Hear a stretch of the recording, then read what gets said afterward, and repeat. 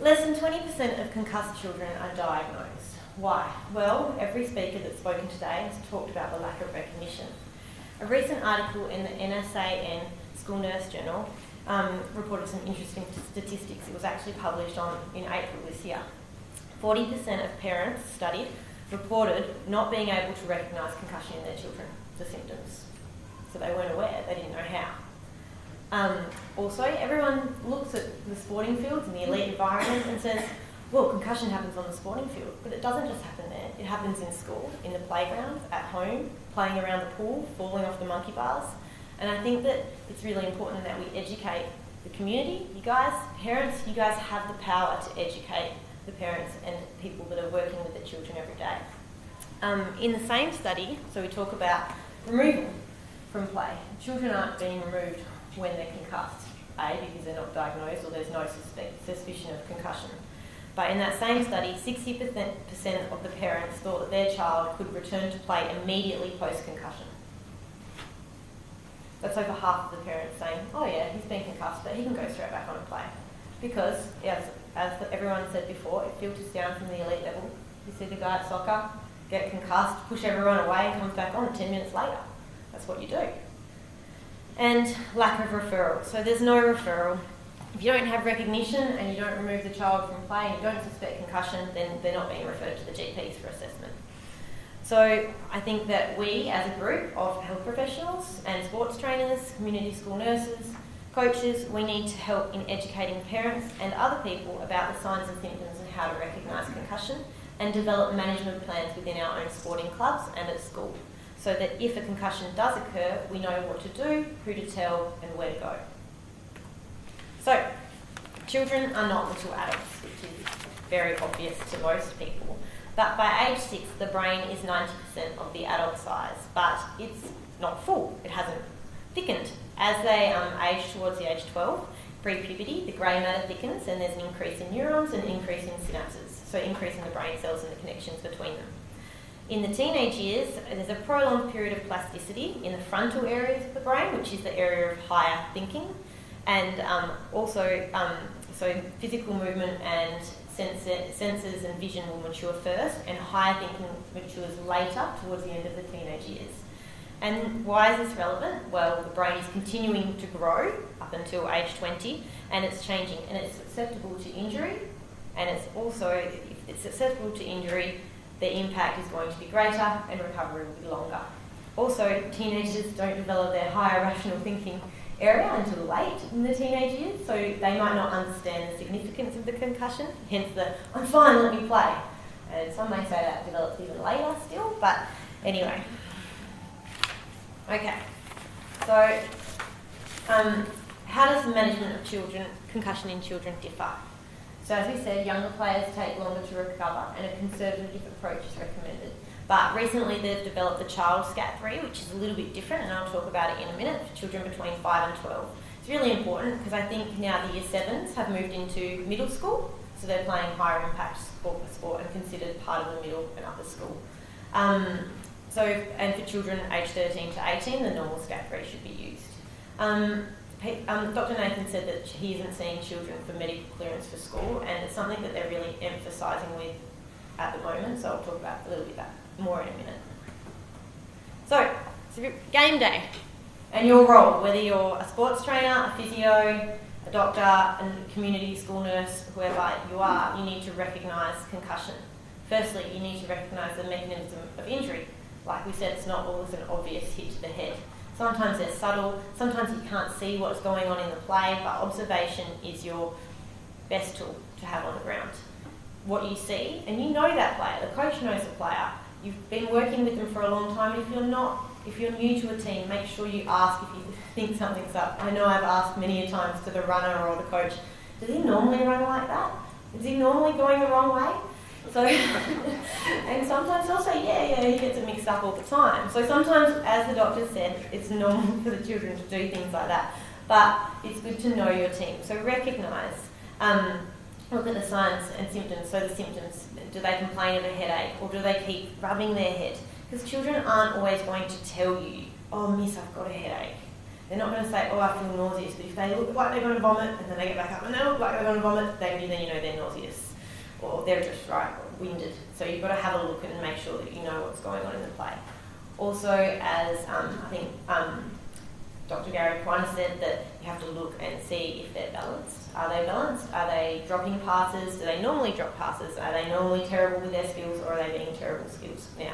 So recognise that there may be concussion on the field, and then, I don't know how refer got in there, needs to be removed. We had a little bit of a problem with this slide, but remove the child from play, okay? And if you're in the community and there's a large impact and the child is unconscious and has a seizure, lost conscious and had a seizure, what do? Call an ambulance. I've done my training with removal at West Coast with a suspected spinal injury, but I don't have the resources there right on the field with me, so I'll call the Howard school nurses or whoever, which school I'm at. We'll talk about and we'll call the ambulance and we'll go from there. Because at the end of the day, if I don't have the resources to perform exactly how I know, I'm not going to put my career on the line and remove a child from play that I suspect has a spinal injury. Okay? So if you're not sure, or if you don't have the resources, or if you haven't been trained, call an ambulance. So remove the child from play and educate. So if they're stumbling around, yes, I've got a headache and I don't feel well, and their parent comes over and they're like, oh, what should I do? Where should you go? The hospital or the GP? As Dr. Nathan said, are the symptoms getting worse? Do you need to refer them to the hospital straight away? Do you have the numbers of the hospital on you? Were you prepared before the game? Do you have a handout saying these are the hospitals nearby and here are the GPs that you can go to see? That's one part of being a sports trainer, is being prepared. What have you got in your pack? Have you got a laminated SCAT3 card? Have you got an educational handout listing, telling the parents what signs to look for, what they should talk about, graded recovery, not exposing them to certain things, and cognitive and physical rest? Have you got that in your pack?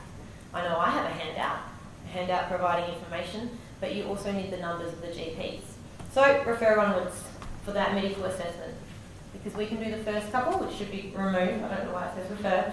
Anyway, and go forth. So if you suspect a concussion, the child does not return to play until medical clearance, or until the doctor says no, it's not a concussion, or it is a concussion. So, assessment. We've got our child SCAT3, which has anybody looked at? The child version. Anybody? A couple? Yes, of course, a couple. So the child SCAT3 is a little bit different. The Maddox questions are different. So we have a where are we, and is it before or after lunch?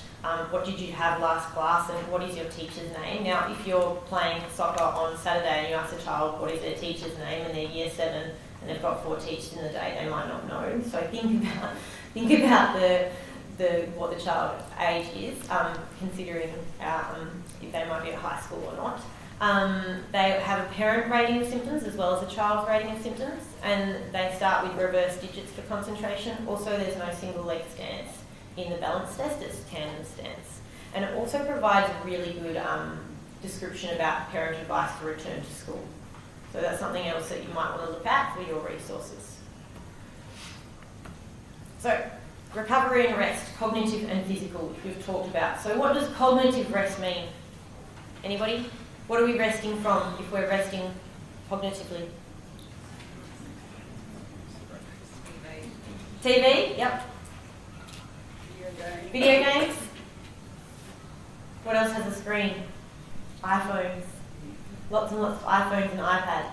And I know that I see a lot of 6 and 7-year-olds constantly on iPads when their parents come to physiotherapy, which is a great way to keep them quiet for half an hour, that even when they come to physio themselves. Kids love iPads, but you need to rest from screen time, even reading, homework, school. Physical rest doesn't just include running and physical activity, but it also includes like stimulating activities such as birthday parties or outings with family and friends at restaurants with lots of noisy areas. So they're things that you've got to consider as well.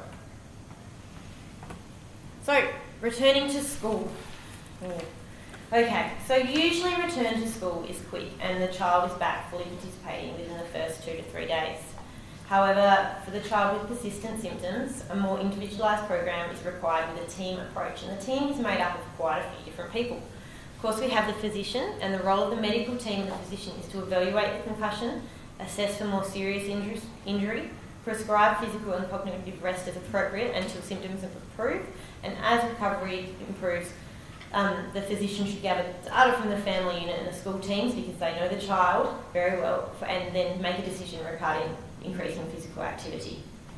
And then you have the family unit, and it's really important in the early stages of the concussion that the families enforce rest and reduce stimulation, because you can educate them all you want, but it's up to the family to do that.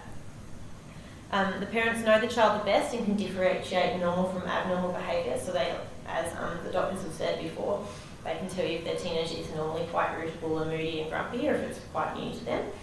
And as symptoms, as we've discussed, Dr. Nathan's discussed, they're not seeing doctors for medical clearance for school yet. And so even though we're trying to encourage this, it's good to give parents some guidance. So once children are able to tolerate 30 to 45 minutes of cognitive stimulation, such as reading, then they're appropriate to go back to school. And that's when we develop work-rest ratios, which I'll talk about in a moment. So the GP should clear the child for modified return to school. The role of the sports trainer or the physio and the coach. So the child's had a concussion on Saturday and he rocks up on Thursday to train. He says, "Yep, miss, I'm right to play, I saw the doctor." What do? Yes, is it in writing? Can I have your letter from the doctor, please? Why? He just said I could play. Well, I would like to see that letter first. And it's really important that the sports trainer and the coach communicate. This is why you develop a concussion management plan in your team. So you go, all right, if a concussion occurs, we say that we need a written letter from the doctor for return to school and return, or just return to play, but at least written confirmation about return to play, and return to graded exposure play, not return to the game straight away, because obviously you've got to go through stages, which we'll talk about in a minute. Make sure you have that written management plan, so there's no way around it for the kids. They can't just come and rock up and say, "Yep, I'm right to play." So if you have that protocol in place with your coaches and your sports trainers, then the children have to follow it. And then we come to the teacher, and the role of the classroom teacher is to facilitate the appropriate level of academic adjustments if there's been prolonged symptoms to allow for a good day of school. So they might have to put 30 minutes of school time with 15 minutes of rest, and teacher might say avoid noisy areas, don't go to the cafeteria, go and eat your lunch over here. All of these things need to be considered. But if your child is 13, 14, 15 and at high school and they have 8 teachers a day, how does that get communicated across the board? Obviously, the teachers will talk to each other and email each other, but isn't it easy to have one key person that's coordinating the team? And in paediatrics, we often talk about a key worker. When you're working with a child as part of a multidisciplinary team, you talk about a key worker.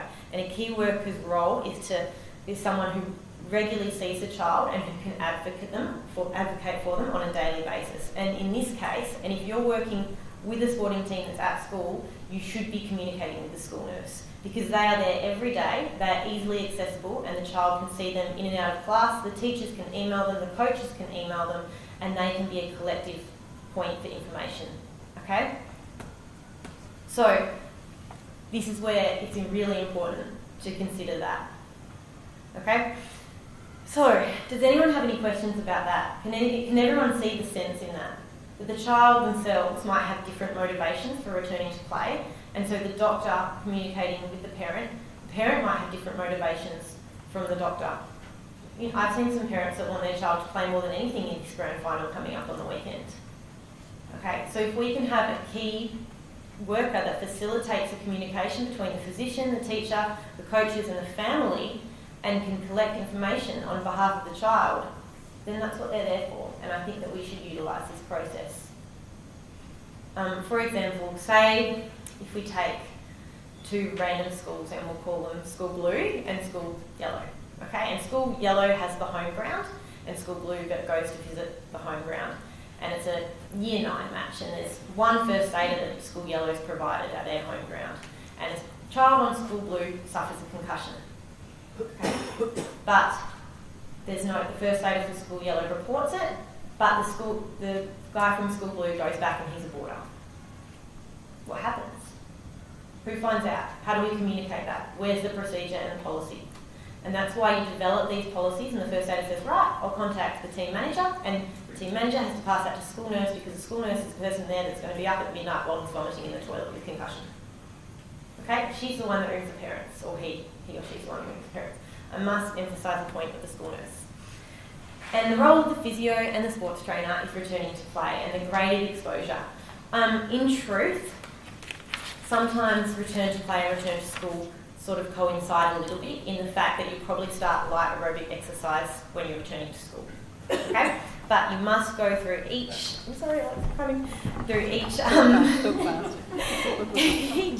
each stage and make sure the child is not symptomatic for 24 hours after each stage of progression. Do not rely on a verbal indication of symptoms. Use your SCAT-3 or your concussion health assessment tool to determine their cognitive abilities and their balance and their physical signs. Monitor their skills and make sure that they're being, they're running on a straight line, they're not wobbling off the treadmill as they're doing their light aerobic exercise. So don't rely on verbal symptoms.